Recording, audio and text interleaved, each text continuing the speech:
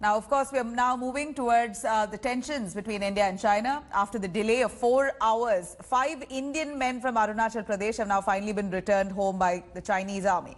Chinese army has handed over those men to Indian troops at the Kibitu border personnel. In fact, right at the point after completing all that formalities, these men were handed over to the Indian side. Local Arunachal youth, these men went missing on September 2nd after accidentally crossing the line of actual control.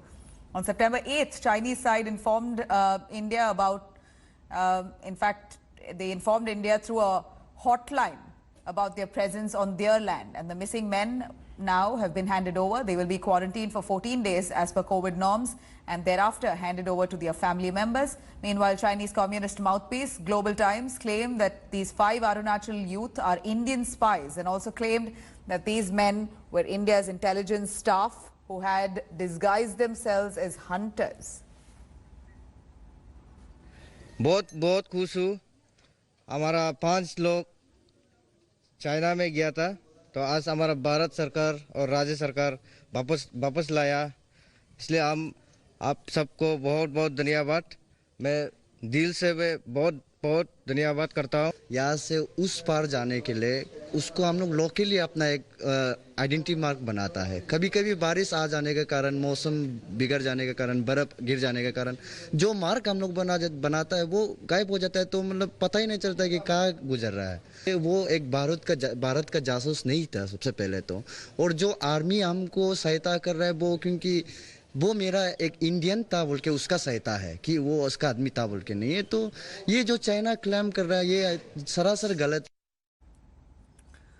Let's cut across to Manogia Loiwal joining us from Upper Subansiri, Arunachal Pradesh. Manogia, these 5 men belonging to India were taken as hostage almost by the Chinese army. They thought that these men were Indian spies, but eventually have handed these men back to the Indian armies. What really went by? Who are these 5 men? Are they part of the Indian army, or were they just locals who strayed across the line of actual control?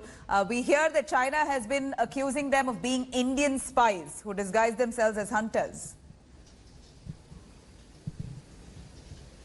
Well, that's what was expected out of China when it comes to releasing of Indian youth from its own territory and sending them back into India. That was on expected lines with such kind of allegations coming in. But more importantly, these are local youth who have been living, studying, and of course have been a part of this district. The Upper Subansiri district is a district that shares international border with China and has been very crucial when it comes to this kind of such kind of incidents also. The fact, well, I can explain it to you with the demography itself, but these are mountains, this is Indian terrain completely. But when it comes to Indo-China border, this is what happens when the locals make marks or identifications and they get lost due to these kind of inclement weather conditions. And that's what happened with these people also. 7 of them went straight away into another territory, did not know on where they had reached, and that's when 2 of them came back, narrated the entire story, and the country came to know about what exactly happened to them. Now that China has sent them back, it has come up with its own excuse and a reasoning, blaming and claiming that these were men sent from the intelligence agency of India, garbed in the attire of being hunters or local youth.